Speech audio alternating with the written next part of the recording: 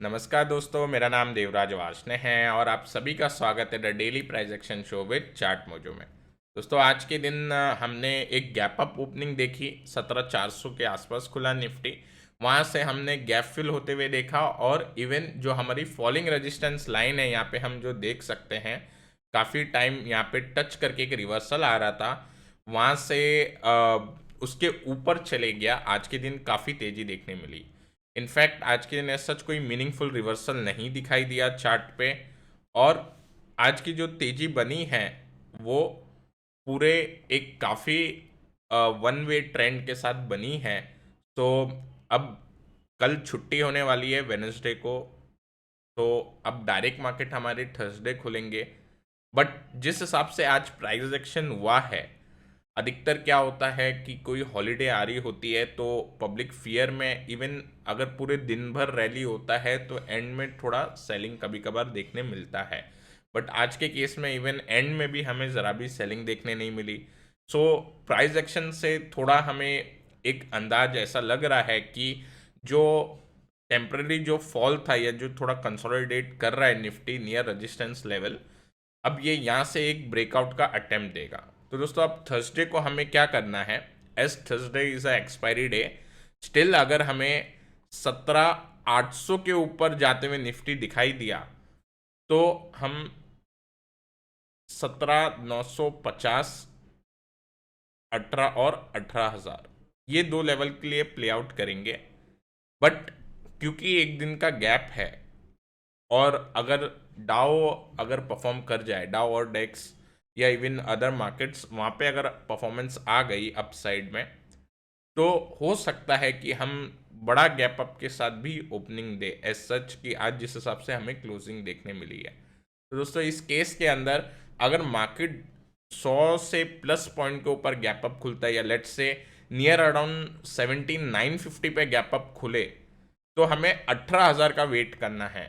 अब थर्सडे के दिन गैप अप मिले 100 पॉइंट का, 50 पॉइंट का, 150 पॉइंट का, फिर हमें 18,000 का वेट करना है। और 18,000 अगर ब्रीच हुए तो उसके बाद हम डेफिनेटली अगेन 18,100 तक और 18,150 तक के लेवल के लिए प्ले कर सकते हैं अगर हमें बड़ा गैप मिलता है तो।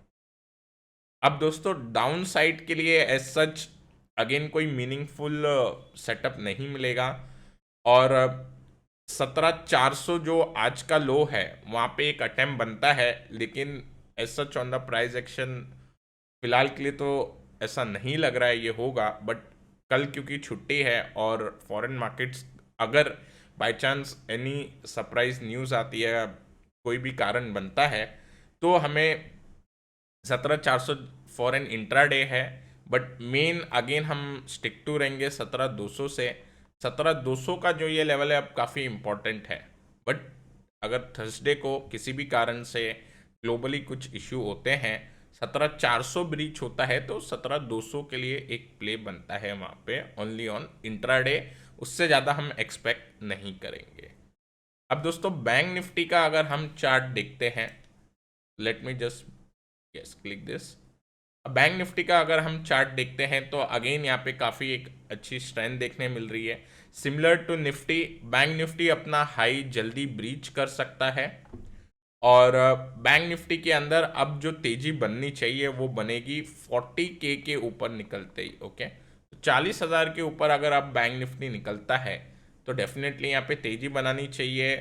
100 to 150 पॉइंट के एसएल के साथ on expiry day one can take a trade on this for 40,500 to 41,000। Okay, ये दो लेवल के लिए हम इसके अंदर प्ले आउट कर सकते हैं। और अगेन अब डाउन साइड के लिए हम देख सकते हैं काफ़ी एक वाइट कैंडल बनी है आज, और ऑलमोस्ट 1200-1300 पॉइंट के नीचे हमारा लो बनेगा।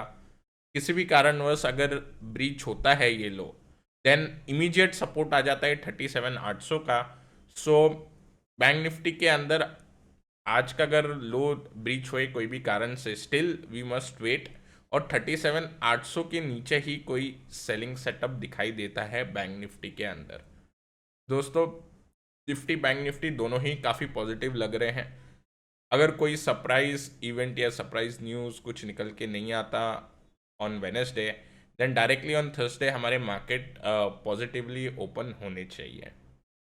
अब दोस्तों डाउ का अगर हम एनालिसिस करते हैं तो डाउ एक पुल बैक के लिए अटेम्प्ट करेगा, और अगर यहाँ पे पुल बैक सक्सेस हो जाता है then we can see definitely a small gap on the market on Thursday. So 2 दिन की रैली, अब यहाँ से अगर 2 दिन में रैली बनती है डाउ में, आज के सेशन में और कल के सेशन में, तो डेफिनेटली एक पॉजिटिव फैक्टर होगा और गैप अप के चांसेस फिर बढ़ जाएंगे। सो एज सच अभी हम again as a neutral to minor negative हो रखा है फिलहाल Dow, but looking at our own market strength हम डेफिनेटली ये कह सकते हैं कि Indian market are outperforming the other markets. अभी दोस्तों ब्रेंट पे अगर हम एक बार व्यू बनाए तो ब्रेंट के चार्ट पे हमें एक फॉल देखने मिल रहा है, और ब्रेंट के जो हमारे वेज पैटर्न के जिस हिसाब से हम डेली प्राइस एक्शन वीडियो में बता रहे थे 105 और 108 के लेवल हैं, उसमें से एक 105 का लेवल टच किया है। नेक्स्ट जो लेवल है वो 108 का आता है, बट हमें एक सेलिंग देखने मिली नियर अराउंड 105 लेवल। अब एज सच इसका कोई मीनिंग नहीं बनता है बिकॉज ये साइडवेज रहने के यहाँ पे ज़्यादा आसार दिख रहे हैं। ओके, तो हो सकता है ब्रेंड 2 से 3 दिन नीचे जाए, फिर अगेन ये ऊपर जाके 108 110 टच करे, देन अगेन ये साइडवेज हो जाए। सो ब्रेंड से हम कोई सिग्नल नहीं ले रहे, अभी ये न्यूट्रल ही है एज सच। अब आने वाले सेशन के लिए 3 चार्ट आइडिया हैं, और 3 चार्ट आइडिया में से सारे ही थोड़े स्ट्रॉन्ग काउंटर्स हैं। सबसे पहला जो काउंटर है वो है पेज इंडस्ट्रीज का। दोस्तों पेज इंडस्ट्री का ब्रेकआउट जब हुआ था, जब हमने चार्ट आइडिया में कवर किया था, उसके बाद हमने देखा कि एक रैली मिली, और रैली के बाद ये एक साइडवेज कंसोलिडेशन में आ गया वापस। अब दोस्तों साइडवेज कंसोलिडेशन में ये जो रनिंग कंसोलिडेशन देख सकते हैं, इसके अंदर एक मिनी चैनल टाइप स्ट्रक्चर बन गया है, एक mini rising channel type structure, और यहाँ पे एक काउंटर कंसोलिडेट हो रहा है। अब अगर हमें थर्सडे के दिन 51,500 के ऊपर ये काउंटर जाता हुआ दिखाई देगा तो डेफिनेटली इसके अंदर अपसाइड और बननी चाहिए, क्योंकि वो टाइम पे फिर इसका ये जो रनिंग करेक्शन है वो कंप्लीट होगा और वहाँ से एक न्यू रैली की शुरुआत होने के चांसेस बनेंगे। तो 51,500 के ऊपर जाते ही हम इसके अंदर इंट्राडे के लिए 52,500 एंड 55K के लेवल के हिसाब से इसके अंदर वर्क अराउंड कर सकते हैं ऑन इंट्राडे पर्पस, और इसके अंदर एसएल नियर अबाउट जहाँ पे आज ये क्लोज हुआ है वहाँ पे हम लगा देंगे। अब दोस्तों जो सेकेंड काउंटर निकल के आ रहा है वो रिलायंस इंडस्ट्रीज़ का है।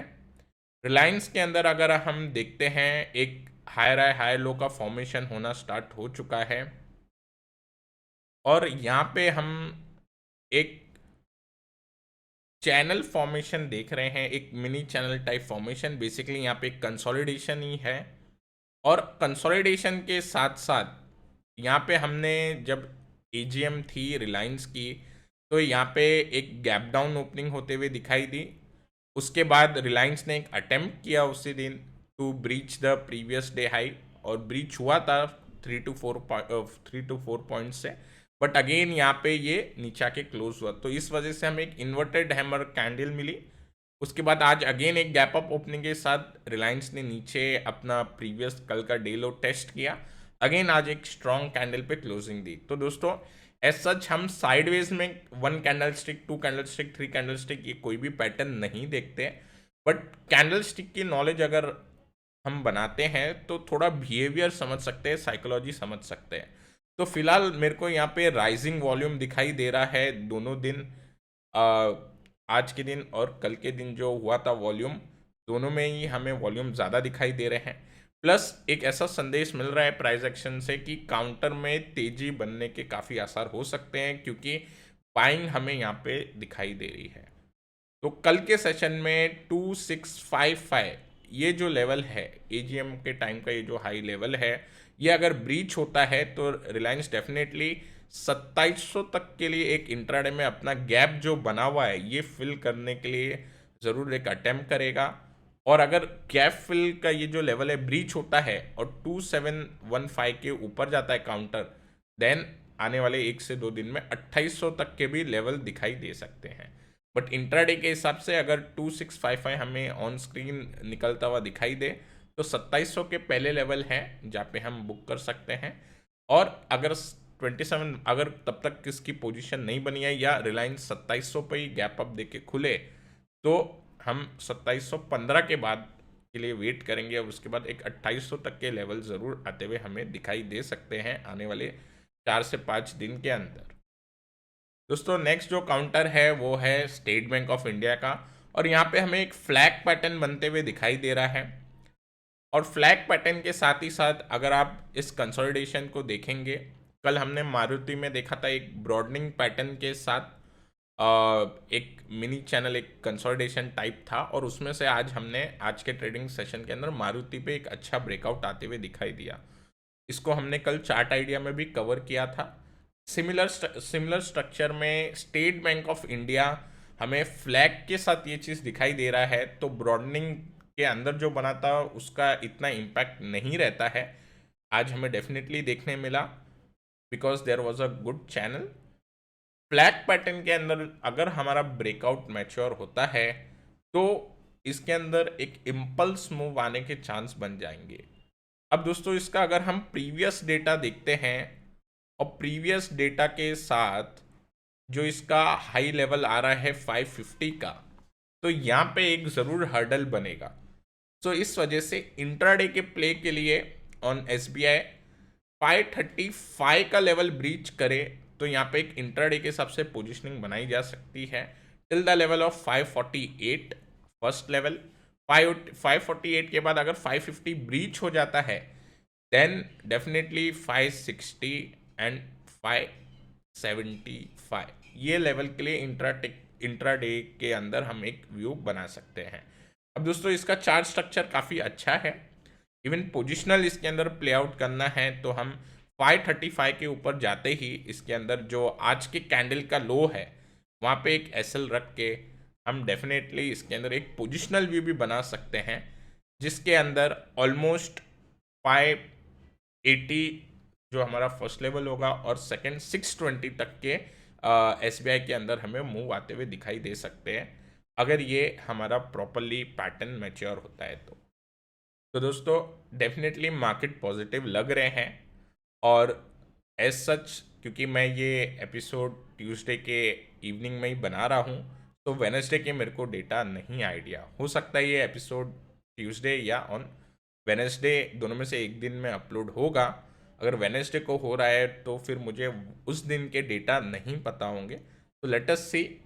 फिलहाल के लिए एज सच मेरे को लगता नहीं कि फॉरेन मार्केट में भी कोई बड़ा डाउनसाइड का एक मोमेंट होगा, बट विल सी। अगर कोई बड़ा मोमेंट होगा तो हमारे जो लेवल्स हैं बाइंग के जो वो ट्रिगर नहीं होने चाहिए। तो दोस्तों मैं आशा करता हूँ आपको ये एपिसोड ज़रूर पसंद आया होगा। अगर पसंद आया है तो लाइक करें, शेयर करें, और जिन व्यूअर्स ने चार्ट मोजो का चैनल फर्स्ट टाइम डिस्कवर किया है तो दोस्तों सब्सक्राइब करना ना भूलें। Till then take care, I will meet you in the next episode.